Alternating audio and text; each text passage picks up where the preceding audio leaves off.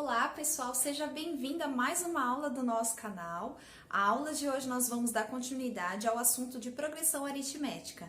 Então, se você está chegando agora no canal, eu aconselho você a assistir a última aula de progressão aritmética, porque essa daqui é a aula 2 e você pode ficar um pouco perdido.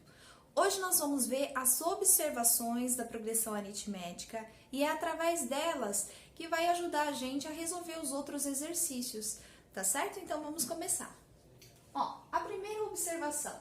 Note que a gente tem aqui uma PA infinita.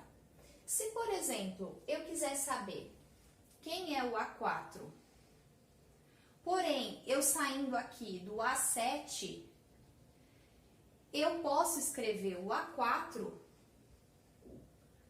como sendo o A7, só que assim, a gente está saindo do A7 e eu quero um termo que está antes dele, então a gente vai subtrair as razões. Quantas casinhas de razões a gente vai pular até chegar no A4? Então, ó, 1, 2, 3. Então, a gente pode escrever o A4 como sendo o A7 menos 3 razões, certo? Agora, se eu tô saindo aqui do A5, por exemplo, e eu quero saber quem é o A9, a gente pode escrever o A9 como sendo o A5. Como a gente vai andar para frente, nós vamos somar as razões. E aí, quantas casinhas de razões a gente vai pular até chegar no A9? Então, do A5 nós temos 1, 2, 3, 4. Então, podemos escrever o A9 como sendo o A5 mais 4 razões. Isso é bom quando você não tem um A1, quando você não tem um A2. Então, você pode escrever qualquer elemento desta forma aqui. Quando você anda para frente, você vai somar as razões. Quando você vai para trás, você vai subtrair. Então, a gente pode aproveitar aquela fórmula do termo geral e escrevê-la dessa forma aqui. Nós queremos um AN e esse AN vai ser um AK, ou seja, qualquer termo da nossa PA, mais N menos K vezes R. A gente pode usar essa fórmula quando ele não te dá o A1. E aí é uma mão na roda, porque aí vai facilitar bastante a resolução. Tá bom? Bom, depois a gente faz um exercício para vocês verem como que aparece, tá? Segunda observação. Imagine aqui que a gente tem uma PA finita e essa PA aqui, se você pegar e somar dois termos dessa PA equidistantes, ou seja, são aqueles termos que possuem a mesma distância entre si em relação aos extremos. Então, se eu pegar o 6 aqui e eu somar com 15. Concorda comigo que o 6, ele tem a mesma distância do 15 para o extremo 18. Porque o 15 tem uma casinha aqui para chegar no 18. E o 6 tem uma casinha só para chegar no 3. Então, eles são equidistantes. Então, a soma desses dois termos, se você fizer 6 mais 15, vai dar 21. A soma desses dois termos equidistantes é a mesma da soma dos extremos. Então, se você fizer 3 mais 18, também vai dar 21. Essa é uma segunda observação. E isso é bom quando você tem assim, ó, quando aparece, você pode escrever que o A1 mais o A20 é a mesma coisa que o A16 mais o A5, certo? Então, você pode usar o jogando dessa forma aqui, essa observação. Uma terceira observação. A gente tem aqui uma PA.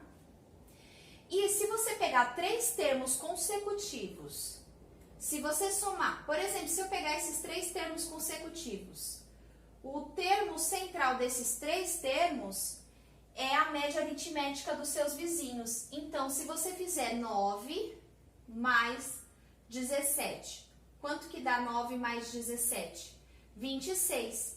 Se você tirar a média deles, o termo central é a média dos seus vizinhos. Essa é uma outra observação também que pode te ajudar a fazer determinados exercícios. Agora a gente vai fazer alguns exercícios para colocar em prática essas observações que a gente viu até agora. Vou só apagar o quadro. Olha só esse exercício aqui, como que a gente vai poder resolver ele. Ele fala assim: qual é a razão na qual o terceiro termo é 30 e o 11º é 62? Olha que curioso, nesse exercício ele não te dá o A1, não te dá o A2, então fica um pouco mais complicado para resolver a razão. Mas, como vocês já aprenderam as observações hoje comigo, a gente pode usar aquela fórmula do termo geral adaptada, que é o quê? Consiste em você fazer o AN, vai ser um AK mais N menos K vezes R. Você pode chamar de AN o maior termo aqui no seu exercício. Então, o maior termo aqui que a gente tem é o 11º, que é 62. Então, ó, o A11 a gente vai colocar como sendo 62. E o A3 é o nosso AK, que vai valer 30. Então, aonde tem a N, a gente vai colocar 62 e aonde tem a K, a gente vai pôr 30. Então, vai ficar 62 é igual a 30 mais N menos K. Quem é o N? Quem é o N? O 11. O A11. Quem é o K? É o número aqui de baixo, o 3. Vezes R, que é a razão que a gente quer. Esse daqui, esse 30 que está somando, eu vou passar para esse lado subtraindo. Então, vai ficar 62 menos 30. Isso é igual 11 menos 3, 8, vezes R. 62 menos 30, fazendo essa continha, você tem 32. Isso é igual a 8R. Então, esse 8 que está multiplicando o R, a gente passa para o outro lado dividindo. Então, a gente vai ter como sendo 32 dividido por 8. Isso vai ser a nossa razão. 32 dividido por 8, a nossa razão vai ser igual a 4. Certo? Vamos fazer mais um exercício? Eu vou só apagar a lousa e a gente já faz. Vamos fazer agora o exercício 2 para a gente finalizar essa aula 2 de progressão aritmética. Ele fala assim: se A10 mais A30 é 26, determine o valor de A15 mais A25 e A20. Parece difícil, mas não é. Você precisa lembrar daquela propriedade dos termos equidistantes. Quando eles são equidistantes entre si, a soma deles vai ser a soma dos seus extremos. Então, por exemplo, o A10, ele fala para você que o A10 mais o A30 é 26. Quantas casinhas a gente tem do 10 até o 30? A gente não tem 20 casas? Daqui, o A15 mais o A25, a gente também pode dizer que é 26. Por quê? Porque eles são termos equidistantes. Daqui para cá eles são equidistantes e daqui para cá eles também são equidistantes. E se você pensa comigo aqui, ó. Vê se você consegue enxergar. Você tem um A15, A16, aí você vai ter aqui o A20, A21, A22, e aí você vai ter o A25. O A20 aqui, a gente pode dizer que ele é o termo central da soma desses dois. Por quê?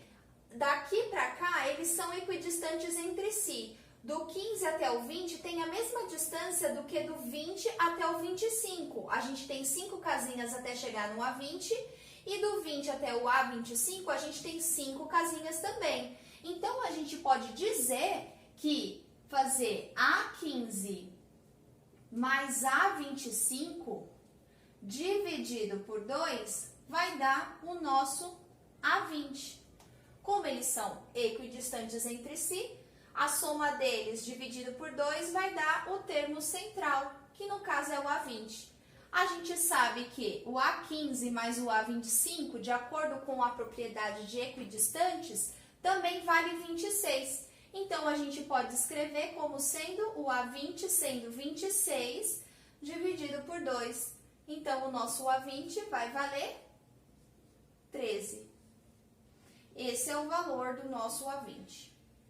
Bom, então vamos deixar um combinado. Se você entendeu, deixa seu curtir, compartilha com seus amigos. Se você não entendeu esse exercício, comenta aí que eu posso te ajudar, tá certo? A gente volta na semana que vem com a aula 3, a continuação de PA. Até a próxima!